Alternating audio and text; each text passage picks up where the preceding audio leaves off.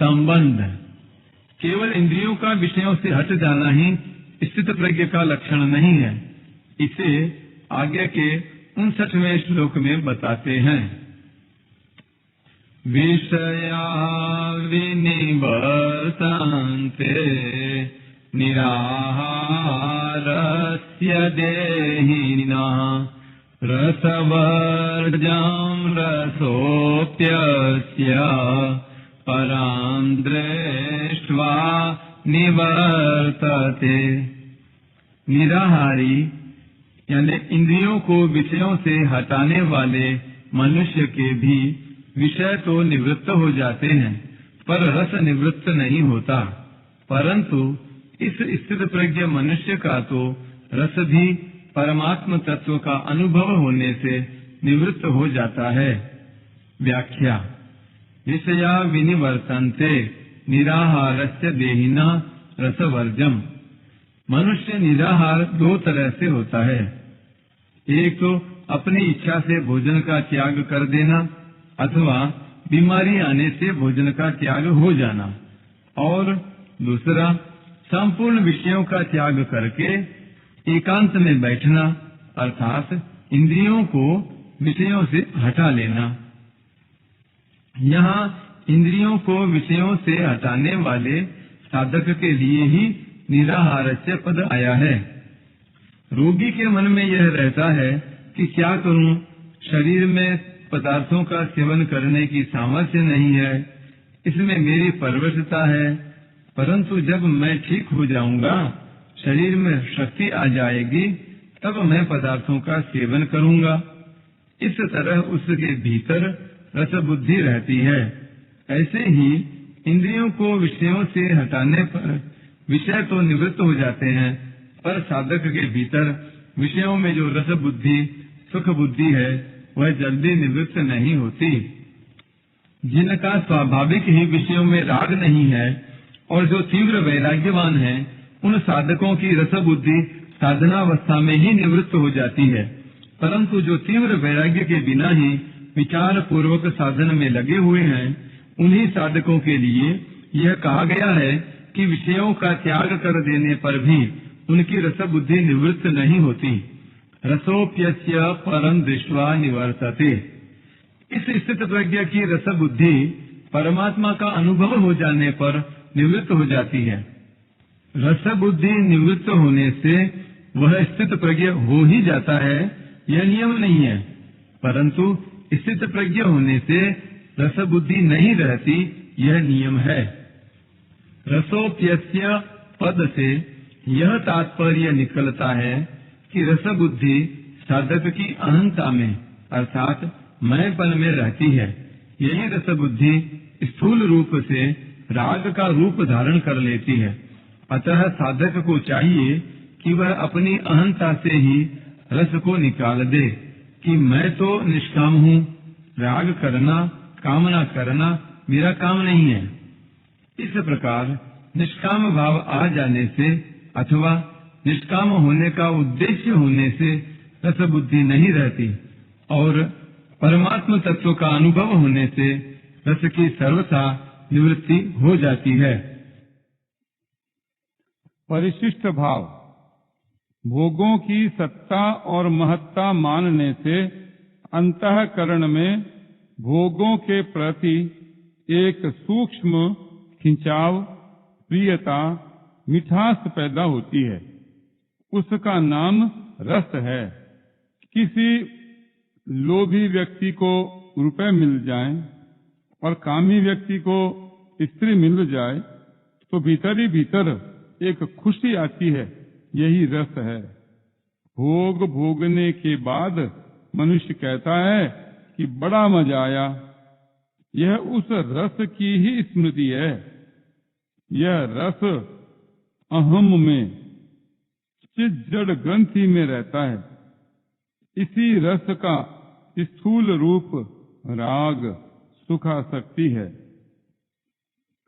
जब तक संयोगजन्य सुख में रस बुद्धि रहती है, तब तक प्रकृति तथा उसके कार्य, क्रिया, पदार्थ और व्यक्ति की पराधीनता रहती ही है। रस बुद्धि निवृत्त होने पर पराधीनता सर्वथा मिट जाती है। भोगों के सुख की परवशता नहीं रहती, भीतर से भोगों की गुलामी नहीं रहती। जब तक अंतःकरण में किंचन मात्र भी भोगों की सत्ता और महत्ता रहती है, भोगों में रस बुद्धि रहती है, तब तक परमात्मा का अलौकिक रस प्रकट नहीं होता। परमात्मा के अलौकिक रस की तो बात ही क्या, परमात्मा की प्राप्ति करनी है यह निश्चय भी नहीं होता। बाहर से इंद्रियों का विषयों से संबंध विच्छेद करने पर, अर्थात भोगों का त्याग करने पर भी भीतर में रस बुद्धि बनी रहती है। तत्वबोध होने पर यह रस बुद्धि सूख जाती है, निवृत्त हो जाती है। परं दृष्ट्वा निवर्तते। तात्पर्य है कि जब संसार से अपनी भिन्नता तथा परमात्मा से अपनी अभिन्नता का अनुभव हो जाता है, तब नाशवान संयोगजन्य रस की निवृत्ति हो जाती है। नाशवान रस की निवृत्ति होने पर अविनाशी अखंड रस की जागृति हो जाती है। तत्वबोध होने पर तो रस सर्वथा निवृत्त हो ही जाता है, पर तत्वबोध होने से पहले भी उसकी उपेक्षा से, विचार से, सत्संग से, संत कृपा से रस निवृत्त हो सकता है। जिनकी रस बुद्धि निवृत्त हो चुकी है, ऐसे तत्वज्ञ महापुरुष के संग से भी रस निवृत्त हो सकता है। कर्मयोग, ज्ञान योग तथा भक्ति योग, तीनों साधनों से नाशवान रस की निवृत्ति हो जाती है। ज्यों-ज्यों कर्मयोग में सेवा का रस, ज्ञान योग में तत्व के अनुभव का रस और भक्ति योग में प्रेम का रस मिलने लगता है, त्यों-त्यों नाशवान रस स्वतः छूटता चला जाता है। जैसे बचपन में खिलौनों में रस मिलता था, पर बड़े होने पर जब रुपयों में रस मिलने लगता है, तब खिलौनों का रस स्वतः छूट जाता है। ऐसे ही साधन का रस मिलने पर भोगों का रस स्वतः छूट जाता है। रस बुद्धि के रहते हुए जब भोगों की प्राप्ति होती है, तब मनुष्य का चित्त पिघल जाता है तथा वह भोगों के वशीभूत हो जाता है। परंतु रसबुद्धि निवृत्त होने के बाद जब भोगों की प्राप्ति होती है, तब तत्वज्ञ महापुरुष के चित्त में किंचन मात्र भी कोई विकार पैदा नहीं होता। उसके भीतर ऐसी कोई वृत्ति पैदा नहीं होती जिससे भोग उसको अपनी ओर खींच सकें। जैसे पशु के आगे रुपयों की थैली रख दें तो उसमें लोभ वृत्ति पैदा नहीं होती और सुंदर स्त्री को देखकर उसमें काम वृत्ति पैदा नहीं होती। पशु तो रुपयों को और स्त्री को जानता नहीं, पर तत्वज्ञ महापुरुष रुपयों को भी जानता है और स्त्री को भी। फिर भी उसमें लोभ वृत्ति और काम वृत्ति पैदा नहीं होती। जैसे हम अंगुली से शरीर के किसी अंग को खुजलाते हैं तो खुजली मिटने पर अंगुली में कोई फर्क नहीं पड़ता, कोई विकृति नहीं आती। ऐसे ही इंद्रियों से विषयों का सेवन होने पर भी तत्वज्ञ के चित्त में कोई विकार नहीं आता, वह ज्यों का त्यों निर्विकार रहता है। कारण कि रसबुद्धि निवृत्त हो जाने से वह अपने सुख के लिए किसी विषय में प्रवृत्त होता ही नहीं। उसकी प्रत्येक प्रवृत्ति दूसरों के हित और सुख के लिए ही होती है।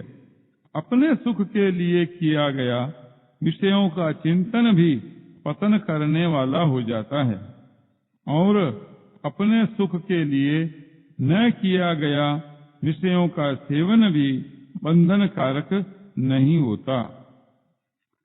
नाशवान रस तात्कालिक होता है, अधिक देर नहीं ठहरता। स्त्री, रुपए आदि की प्राप्ति के समय जो रस आता है वह बाद में नहीं रहता। भोजन के मिलने पर जो रस आता है वह प्रत्येक ग्रास में कम होते होते अंत में सर्वथा मिट जाता है और भोजन से अरुचि पैदा हो जाती है। परंतु अविनाशी रस कभी कम नहीं होता, प्रत्युत ज्यों का त्यों अखंड रहता है। नाशवान रस का भोग करने से परिणाम में जड़ता, अभाव, शोक, रोग, भय, उद्वेग आदि अनेक विकार पैदा होते हैं। इन विकारों से भोगी मनुष्य बच नहीं सकता, क्योंकि यह भोगों का अवश्यंभावी परिणाम है। इसलिए भगवान ने दुखों का दर्शन करने की बात कही है। दुख दोषानुदर्शनम। कामादि दोषों से मुक्त होने पर ही मनुष्य अपने कल्याण का आचरण करता है।